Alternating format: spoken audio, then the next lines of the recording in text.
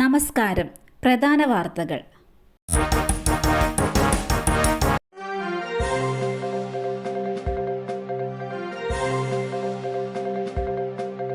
സംസ്ഥാന സ്കൂൾ കായികമേള രണ്ടാം വട്ടവും ഓവറോൾ ചാമ്പ്യന്മാരായി തിരുവനന്തപുരം.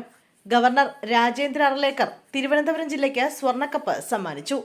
1825 പോയിന്റുമായാണ് തിരുവനന്തപുരം ചാമ്പ്യന്മാരായത്. തൃശൂർ 892 പോയിന്റ് നേടി രണ്ടാമതും കണ്ണൂർ 859 പോയിന്റ് നേടി മൂന്നാം സ്ഥാനത്തുമെത്തി. അക്വാട്ടിക്സ് ഗെയിംസ് ഇനങ്ങളിൽ വ്യക്തമായ ആധിപത്യം പുലർത്തിയാണ് തിരുവനന്തപുരം ഇത്തവണ ചാമ്പ്യന്മാരായത്. ശബരിമല സ്വർണ്ണക്കൊള്ളയിൽ രണ്ടാം പ്രതി മുരാരി ബാബുവിനെ കസ്റ്റഡിയിൽ വിട്ടു. ചോദ്യം ചെയ്യലിനും തെളിവെടുപ്പിനുമായി 4 ദിവസത്തേക്കാണ് SITയുടെ കസ്റ്റഡിയിൽ വിട്ടത്. മുരാരിയെ തിരുവനന്തപുരത്തേക്ക് എത്തിച്ച് ഒന്നാം പ്രതി ഉണ്ണികൃഷ്ണൻ പോറ്റിയോടൊപ്പം ഇരുത്തി ചോദ്യം ചെയ്യും. സന്നിധാനത്തെത്തിച്ച് തെളിവെടുപ്പ് നടത്താനും സാധ്യതയുണ്ട്. ഇതിനിടെ ദ്വാരപാലക പാളികൾ 39 ദിവസം കയ്യിൽ വെച്ചത് നാഗേഷ് അല്ലെന്നും നരേഷ് എന്നയാളാണെന്നും SIT കണ്ടെത്തി. തെറ്റിദ്ധരിപ്പിക്കാൻ വേണ്ടിയാണ് ഉണ്ണികൃഷ്ണൻ പോറ്റി നാഗേഷ് എന്ന പേര് പറഞ്ഞതെന്നാണ് SITയുടെ നിഗമനം. മൂന്നാർ ദേശീയപാതയിൽ വീണ്ടും മണ്ണിടിച്ചിൽ. രാത്രിയാത്ര നിരോധിച്ചതിനാൽ ഒഴിവായത് വൻ അപകടം. പ്രദേശത്ത് കൂടുതൽ മണ്ണിടിയാൻ സാധ്യതയുണ്ടെന്ന് നാട്ടുകാർ പറയുന്നു. കൊച്ചി ധനുഷ്കോടി ദേശീയപാതയുടെ 2ാം ബ്രിഡ്ജിന്റെ നിർമ്മാണം നടക്കുന്ന മേഖലയിൽ തന്നെയാണ് വീണ്ടും മണ്ണിടിച്ചിലുണ്ടായത്. അശാസ്ത്രീയമായ നിർമ്മാണവും മണ്ണെടുപ്പുമാണ് മണ്ണിടിച്ചിലിന് പിന്നിലെ പ്രധാന കാരണമെന്നാണ് നാട്ടുകാർ പറയുന്നത്. രാവിലെ മുതൽ വാഹനങ്ങൾ ഭാഗികമായി കടത്തിവിടാൻ തുടങ്ങി. മണ്ണിടിച്ചിലുണ്ടായ പ്രദേശത്ത് വിദഗ്ധ സംഘം പരിശോധന നടത്തുമെന്ന് അധികൃതർ അറിയിച്ചു. സ്വർണ്ണക്കൊള്ള ദേവസ്വം ഉദ്യോഗസ്ഥർക്ക് മുന്നറിയിപ്പുമായി SIT. ശബരിമല സ്വർണ്ണ കവർച്ചയിൽ ദേവസ്വം ഉദ്യോഗസ്ഥരോട് നിലപാട് കടുപ്പിച്ച SIT. രേഖകൾ നൽകാത്ത ഉദ്യോഗസ്ഥർക്കെതിരെ നിയമ നടപടി സ്വീകരിക്കുമെന്ന് മുന്നറിയിപ്പ് നൽകി. ഇനി സാവകാശം നൽകാനില്ലെന്നും SIT അന്വേഷണ ഉദ്യോഗസ്ഥർ വ്യക്തമാക്കി. 1999 വിജയ് മല്യ സ്വർണം പൊതിഞ്ഞതുമായി ബന്ധപ്പെട്ട കൂടുതൽ രേഖകൾ ഉടൻ ലഭ്യമാക്കണമെന്ന് SIT ആവശ്യപ്പെട്ടു.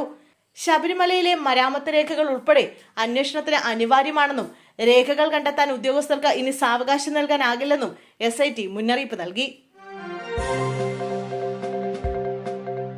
വാഹനാപകടത്തിൽ ദമ്പതികൾക്ക് ദാരുണാന്ത്യം.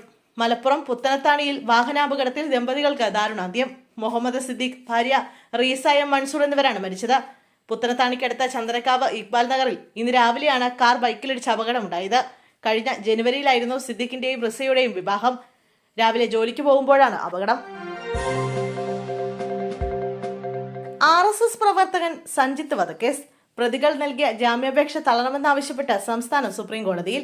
പാലക്കാട് RSS പ്രവർത്തകൻ സഞ്ജിത്തിനെ കൊലപ്പെടുത്തിയ കേസിലെ പ്രതികൾ നൽകിയ ജാമ്യാപേക്ഷ തള്ളണമെന്നാവശ്യപ്പെട്ട് സുപ്രീം കോടതിയെ സമീപിച്ച സംസ്ഥാനം പ്രതികൾക്ക് നേരെ സഞ്ജിത്തിന്റെ പിന്തുണയ്ക്കുന്നവർ പ്രതികാരം ചെയ്യാൻ സാധ്യതയുണ്ടെന്നും ഇത് വർഗീയ സംഘർഷത്തിനാണ് വഴിതെളിക്കുന്നതെന്നും കാണിച്ചാണ് കേരളം സുപ്രീം കോടതിയെ സമീപിച്ചിരിക്കുന്നത്.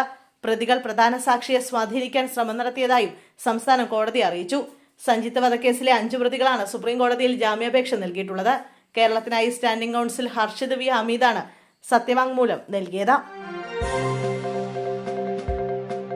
സംസ്ഥാനത്ത് പുതുക്കിയ മഴ മുന്നറിയിപ്പ്. 8 ജില്ലകളിൽ യെല്ലോ അലർട്ട്. സംസ്ഥാനത്ത് ഒറ്റപ്പെട്ട ഇടങ്ങളിൽ കനത്ത മഴ തുടരുന്നു. തിരുവനന്തപുരം, കൊല്ലം, പത്തനംതിട്ട, ആലപ്പുഴ, കോട്ടയം, എറണാകുളം, ഇടുക്കി, തൃശൂർ ജില്ലകളിൽ യെല്ലോ അലർട്ടാണ്. നാളെയും ഈ ജില്ലകളിൽ യെല്ലോ അലർട്ട് തുടരും. ശക്തമായ കാറ്റോടും ഇടിയോടും കൂടിയ മഴയ്ക്കാണ് സാധ്യത. കേരള തീരത്ത് മത്സ്യബന്ധനത്തിനുള്ള വിലക്ക് തുടരുകയാണ്. മോൻത ചുഴലിക്കാറ്റ് വടക്കോട്ട് നീങ്ങുന്നതനുസരിച്ച് കേരളത്തിൽ മഴയുടെ ശക്തിയിൽ കുറവുണ്ടാകും.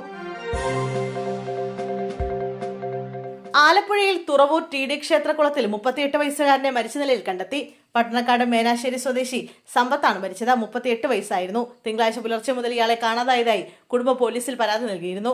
ഞായറാഴ്ച തുറവൂരിലെ മഹാക്ഷേത്രത്തിന്റെ ശ്രീകോവിലിൽ അതിക്രമിച്ചു കടന്നതിന് യുവാവിനെ ക്ഷേത്രം ജീവനക്കാർ തടഞ്ഞുവെക്കുകയും പോലീസിൽ വിവരം അറിയിക്കുകയും ചെയ്തിരുന്നു. തുടർന്ന് പോലീസ് എത്തി ഇയാളെ ചോദ്യം ചെയ്യുകയും ക്ഷേത്ര പരിസരത്ത് വെച്ച് ഇയാളുടെ കരണത്തടിക്കുകയും ചെയ്തതിന്റെ ദൃശ്യങ്ങളും പുറത്തു വന്നിരുന്നു. കസ്റ്റഡിയിലുള്ള ഇയാളെ പിന്നീട് കുടുംബാംഗങ്ങൾക്കൊപ്പം പറഞ്ഞയക്കുകയായിരുന്നു. പ്രതി മാനസികാസ്വാസ്ഥ്യമുള്ള ആളാണെന്ന് കുടുംബം അറിയിച്ചതിന് പിന്നാലെയാണ് ഇയാളെ കേസെടുക്കാതെ വീട്ടുകാർക്കൊപ്പം പറഞ്ഞയച്ചത്. ഇതേ തുടർന്ന് തിങ്കളാഴ്ച പുലർച്ചെ മുതൽ യുവാവിനെ കാണാതാവുകയും ഇന്ന് രാവിലെ തുറവൂരിലെ TD ക്ഷേത്രകുളത്തിൽ മരിച്ച നിലയിൽ കണ്ടെത്തുകയുമായിരുന്നു. കലൂർ സ്റ്റേഡിയത്തിൽ അതിക്രമിച്ചു കയറി. DCC പ്രസിഡന്റ് മുഹമ്മദ് ഷിയാസിനെതിരെ പരാതി. DCC പ്രസിഡന്റ് മുഹമ്മദ് ഷിയാസും പാർട്ടി പ്രവർത്തകരും അതിക്രമിച്ചു കയറിയെന്നാണ് പരാതി. മാധ്യമ പ്രവർത്തകർക്കെതിരെയും GDA കൊച്ചി സിറ്റി പോലീസ് കമ്മീഷണർക്ക് പരാതി നൽകി. DCC പ്രസിഡന്റ് മുഹമ്മദ് ഷിയാസിനെതിരെയും ദീപ്തി മേരി വർഗീസ് അടക്കമുള്ള കോൺഗ്രസ് നേതാക്കൾക്കെതിരെയുമാണ് പരാതി നൽകിയിരിക്കുന്നത്. സെക്യൂരിറ്റി ജീവനക്കാരുടെ നിർദ്ദേശങ്ങൾ അവഗണിച്ചുകൊണ്ട് അതിക്രമിച്ചു കയറിയത് വഴി സ്റ്റേഡിയത്തിനകത്തെ ടർഫ് അടക്കമുള്ള സംവിധാനങ്ങൾക്ക് കേടുപാടുകൾ സംഭവിക്കാൻ സാധ്യതയുണ്ടെന്നും അടിയന്തര നടപടിയെടുക്കണമെന്നാണ് GDAയുടെ ആവശ്യം. റസൂൽ പൂക്കുറ്റി ചലച്ചിത്ര അക്കാദമി ചെയർമാനാകും. ഓസ്കാർ ജേതാവ് റസൂൽ പൂക്കുറ്റിയെ ചലച്ചിത്ര അക്കാദമി ചെയർമാനായി നിയമിക്കാൻ തീരുമാനം. 2 ദിവസത്തിനകം സാംസ്കാരിക വകുപ്പ് ഇതുമായി ബന്ധപ്പെട്ട ഉത്തരവിറക്കും. വിവാദങ്ങളെ തുടർന്ന് സംവിധായകൻ രഞ്ജിത്ത് ചെയർമാൻ സ്ഥാനം ഒഴിഞ്ഞ ശേഷം വൈസ് ചെയർമാൻ പ്രേംകുമാറിനായിരുന്നു ചുമതല. അക്കാദമിക്ക് ഒരു സ്ഥിരം ചെയർമാൻ വേണമെന്ന ആവശ്യം കൂടി പരിഗണിച്ചാണ് തീരുമാനം.